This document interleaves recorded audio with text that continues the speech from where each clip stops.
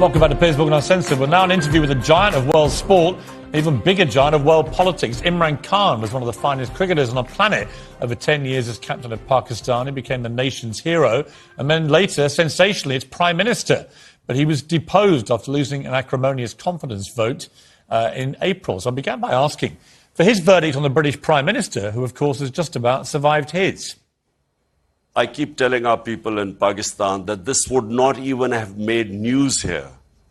You know, in time of COVID-19, Prime Minister having a drinks get-together after work would not even have made news here.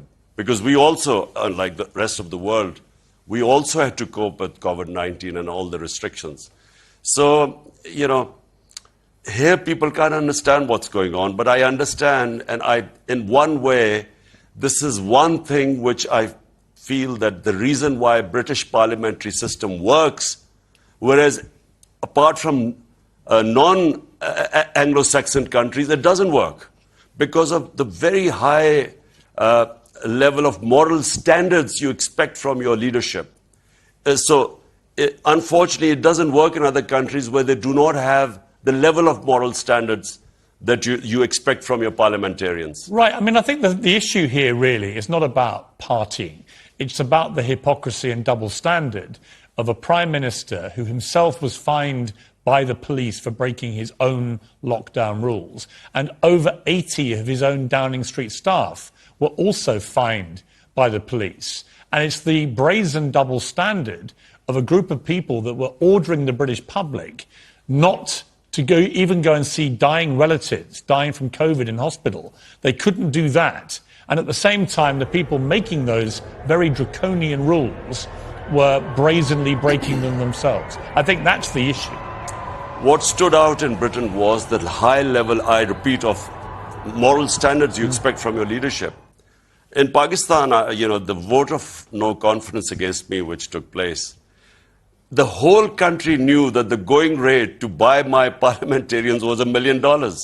So, I mean, if you compare the two, that's why, in my opinion, and I keep telling them of my experience in British of Parliament, that unless we raise our level of morality to what you have in Britain, parliamentary democracy will not work. If all it takes is to buy 20 of your members of Parliament to switch sides and a government falls, in fact, the whole concept of democracy or parliamentary democracy then gets challenged. So, from your point of view in Britain, of what I know, I understand that you expect from your leadership the standards, you expect them to lead by example. It's been very volatile since you were deposed. You vowed to come back and fight again. You think you're going to win with a bigger majority, I believe. But one issue that's come up in the last few days is that there appears to be a serious threat of assassination against you. And I have to say, the last leader of Pakistan I spoke to was Benazir Bhutto, and it wasn't long after I met her that she was indeed assassinated. So this is a very serious risk that you all face, I think, when you lead a country like Pakistan. What do you know about these threats? How seriously are you taking them? Well, Piers, what happened was that this was clearly a conspiracy, and I've spoken about the conspiracy because I came to know about it about 6 months before before this vote of no confidence took place, and all the time I thought it wouldn't succeed. For some reason I thought that it's not possible that the conspiracy was to replace me by the guys who for 30 years had been in power, the two families, and there were massive corruption cases against them.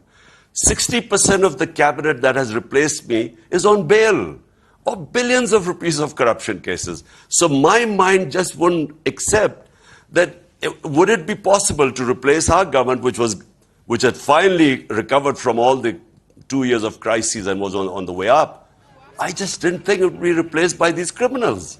So those who sort of planned this whole thing are a bit worried now because they don't want me back. They didn't take me out to get me back in again. So that's when I I found out that they had planned this final solution. But you were known, Imran, on the cricket field, you were known as completely fearless. No opponent ever put fear into you. But when you're a political leader and you're in the situation that you're in now, where there's a genuine threat against you of assassination, do you feel fear? No, you know,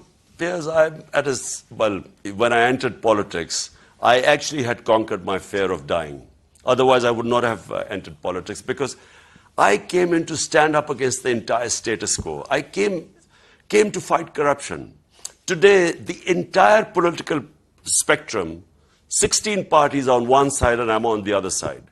And because this was the status quo, which is 60 years of our last 62 years, half has been ruled by military and half by these two families.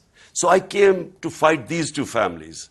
And this is really what I've done. And they have made so much money out of this that they obviously, clearly someone like me is a threat. And that's why this foreign-backed conspiracy involving local players took place. Now, I know that they would try to. My life has had various threats over a period of time.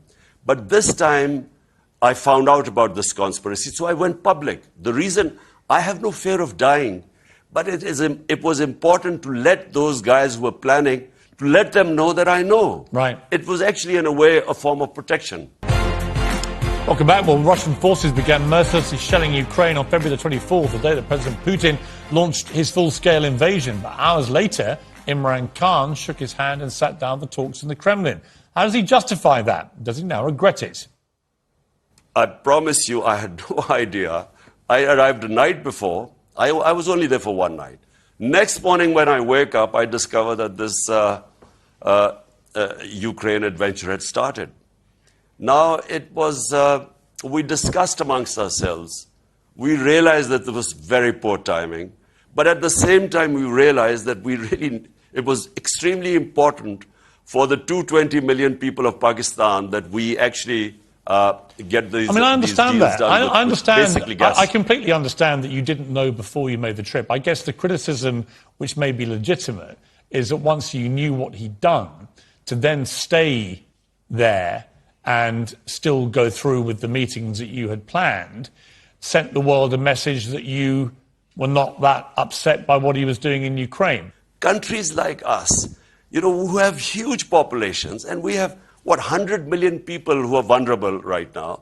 So we should actually make policies, have relationship with everyone, but make policies that benefit our people. Well, I understand just that. But like what India is doing right now. I understand that, Imran. What I would say back to that is we talked earlier about the higher morality standards in the UK when it comes to holding leaders to account.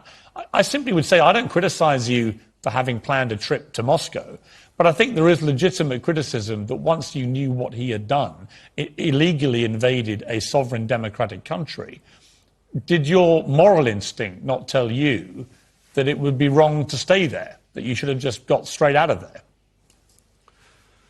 Piers, I am against all military operations. I marched with those 2 million people in London against Iraq war. I constantly was against the Afghanistan war, that there was no military solution.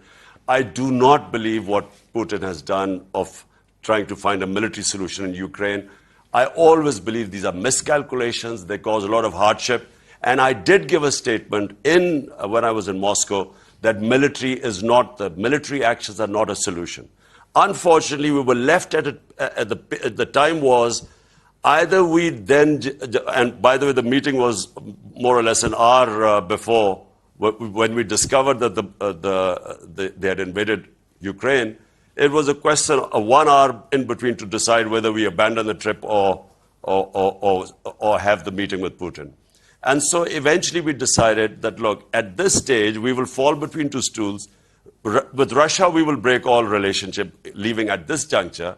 And at the same time, you know, is it going to make any difference if Pakistan decides to sort of condemn Russian invasion by leaving there? Imran, are you in a position now to see what Putin has done in Ukraine and emphatically, publicly denounce it? Any conflict, and especially where you go and any conflict creates bloodshed. But just like in Iraq, in Afghanistan, God knows how many people died there.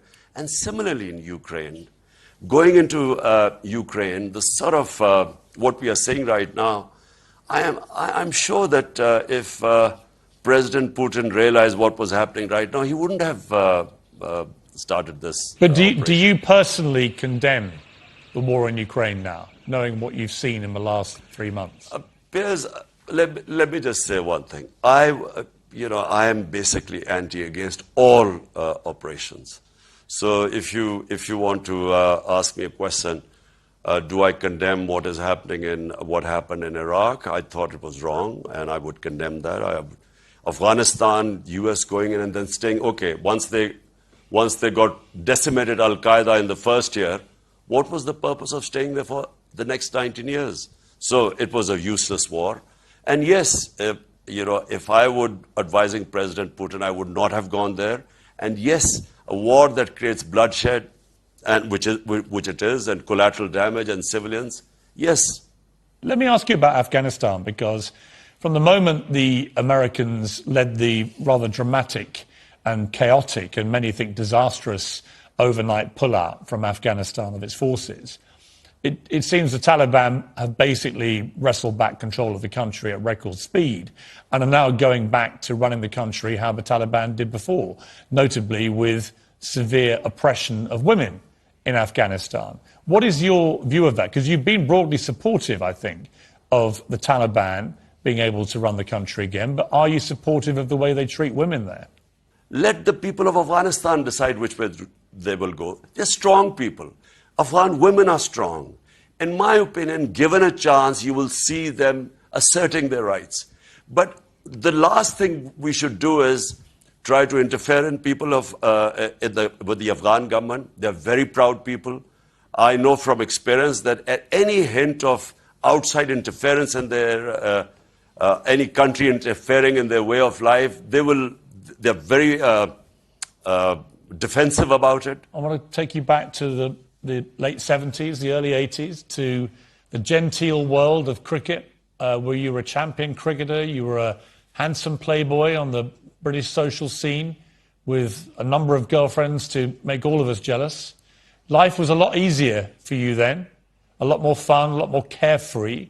You've become a very powerful, very divisive in some ways, political figure now in Pakistan. Do you ever have any regrets? Do you ever wish you hadn't gone down the political path? For me, life is not about, I feel that, people who find the easy way of life for me, a purposeless existence means nothing to me. I have everything I've ever wanted in life. So for me, the challenge is to actually go back, make Pakistan a welfare state, and rule of law. Critical thing is what you're seeing in Britain is basically rule of law, which is one thing I learned most of all when I went to England as an 18-year-old. Imran Khan, it's great to talk to you again. It's been, nearly 50 years since I last talked to you. Last time I was steaming in at you in the nets at Hove County Cricket Ground. So it's great to catch up with you again. And I wish you all the very best. Thank you very much. My pleasure.